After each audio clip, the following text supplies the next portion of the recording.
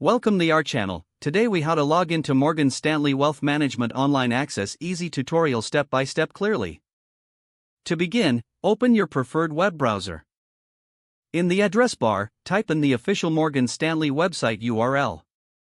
Press enter to navigate to the home page.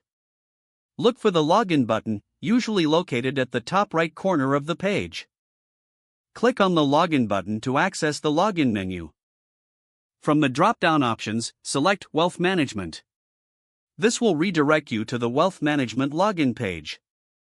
In the login fields, enter your user ID. Next, move to the password field and enter your password. Double-check that both entries are accurate to avoid any errors.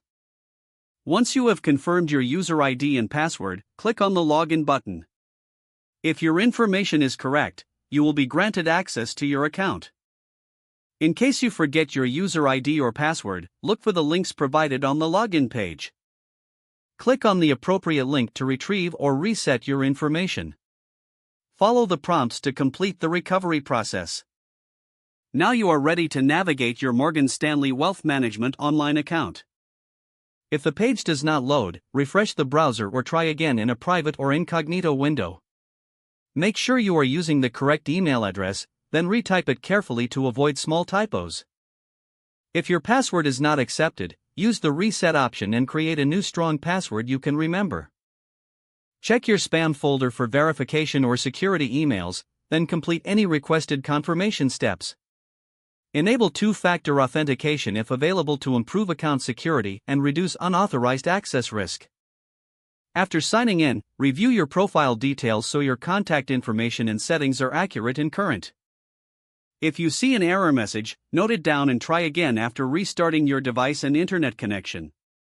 Log out when you finish, especially on shared devices, to keep your account and payment information secure. If the page does not load, refresh the browser or try again in a private or incognito window. Make sure you are using the correct email address, then retype it carefully to avoid small typos.